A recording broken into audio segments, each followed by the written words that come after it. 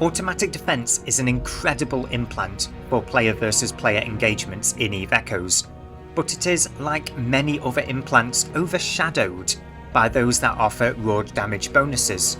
So today, automatic defense will be getting its time in the spotlight alongside that subscribe button. And hopefully the cat won't jump on and off my legs too many times this video. So starting with the basics, the automatic defense implant offers the chance for your drones or fighters to break the target player's own target locks, whether that be on you or other players. How this works is, whilst the drones or fighters are docked up in their respective bays, this implant can be activated to give them each a single chance at breaking the enemy's target locks when they head out into space and engage the target.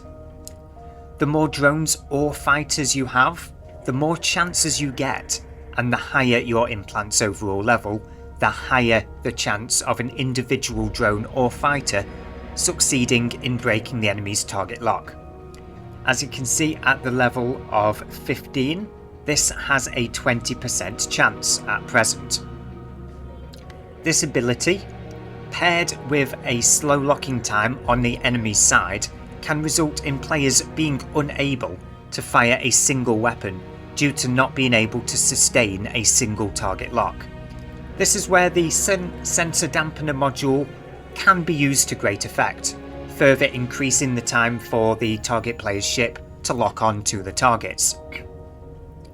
The limitations of this ability, however, consist of not being able to use this on drones or fighters that are already out in space, and the 60-second reactivation delay, which we can further influence later at later levels. So moving on to level 15 and the first set of passive traits for us to choose from. We find ourselves choosing between two electronic warfare abilities that would normally use up a mid slot on our ships. So first up is Micro Missile Disruption, which reduces the target player's ship's explosion velocity on their missiles.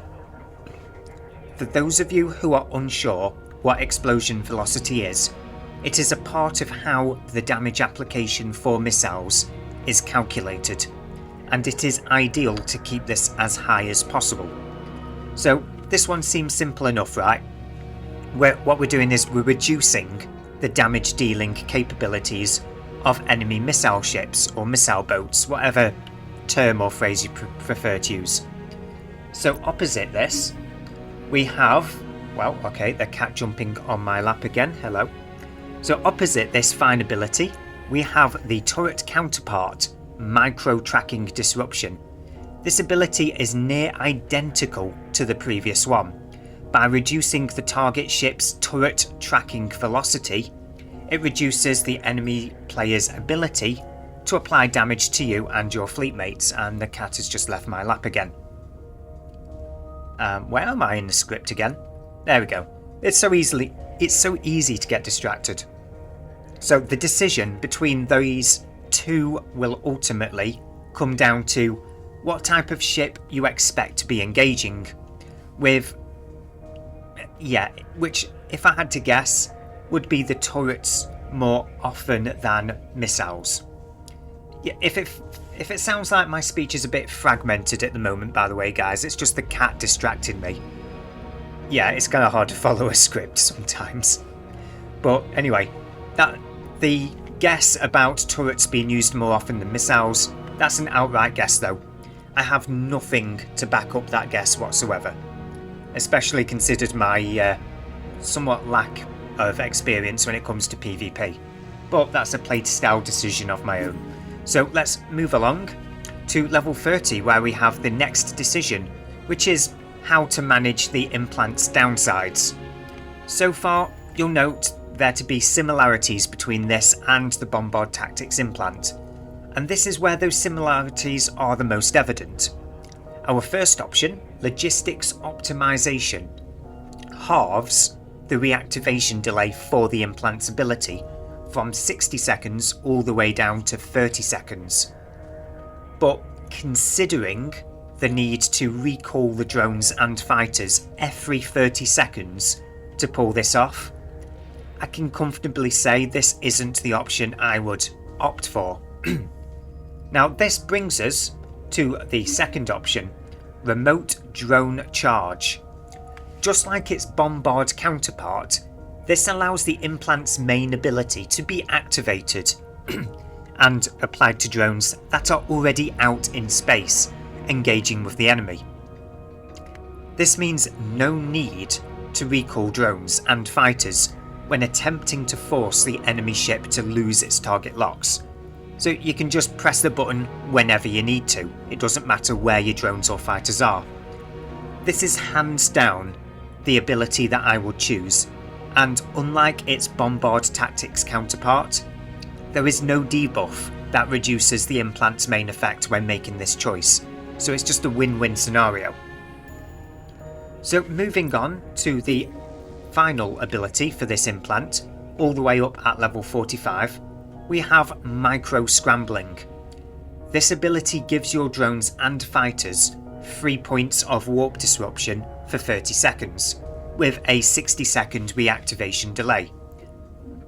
This is a cool ability, but yeah, given the ability cooldown, I would assume most players would rely on good old-fashioned mid-slot modules to prevent their targets from warping away, whether that be the warp disruptor, the warp scrambler, or even the warp disruption field, if I'm getting the name of that right. Honestly, I can't remember if I am, but going off topic off the script, that's why I can't remember. But anyway, the ability itself feels incredibly situational in its current state, because in the event of your warp disruption modules, you can keep on cycling them. There's no cooldown to worry about. You're continuously achieving the tackle. In this case, it is a temporary tackle, so it feels very situational. Maybe you just need to lock something down a little bit longer whilst its aura warp core stabilizer is running. I don't know, as I said, situational. So how do we get our implants? How do we get our implants? Wow, okay. So how do we get our hands on this implant? Well, unfortunately, and let me just spend a moment to toggle over to the Dormant Realm screen before we continue. So yeah, unfortunately, like many of the implants, it is not available as a first time reward, and it is instead found as a random drop in the Dormant Realm known as Tidal Lock, which I will bring up on screen in just a moment. Yes, I always choose a difficulty 10 loot, just for the sake of showing. And there we go. Automatic Defense Clone Bound. So it can be received in the Dormant Realm Tidal Lock.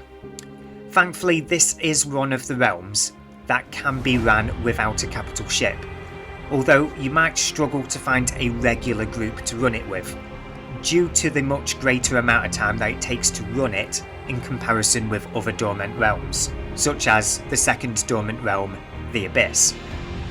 Alternatively, we can take a stroll across to the market and see how much it costs to buy them for raw ISK, which is what I will be doing right about now. And I will be cutting straight across to that. And let's head down to the implants and have a look at experimental. And this is the point where I have to remind myself the name of the implant. So as we can see, experimental automatic defense isn't even available on the market at the moment. That's at its lowest level. If we go to the basic version, we're looking at 3.2 billion ISK.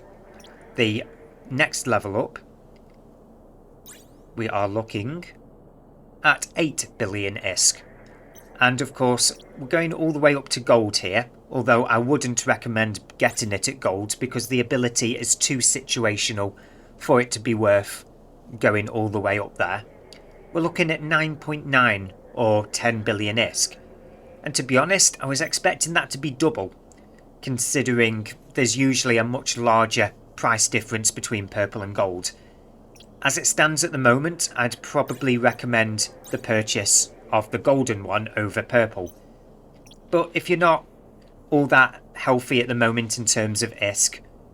The basic version at Blue, 3.2 billion ISK. It's reasonable, although of course there is only one on the market, so yeah, there's not all that many choices for this particular implant on the market as it stands, so I guess more people will need to run the Dormant Realm Tidal Lock. In fact, if I can get a group together in the next couple of weeks, I would love to actually record a run of the Dormant Realm Tidal Lock. I know all of the basics as to how to run it, with it being the first Dormant Realm before the second one was released. A number of us managed to get familiar with it. I just haven't had the opportunity to actually record a session with it in recent times. So anyway, that is it for the automatic defense implant. I've not checked the recording time for this one yet, but I suspect it's going to be one of the shorter implant videos, as there isn't really all that much to say about this one compared with other implants in the past. And the only thing helping me pad out this particular video is the cat sprinting across the room, which she's just done again. But anyway, if you found this video helpful at all, please hit that subscribe button as we continue this slow push to 500 subscribers. And until the next video, fly casual in New Eden.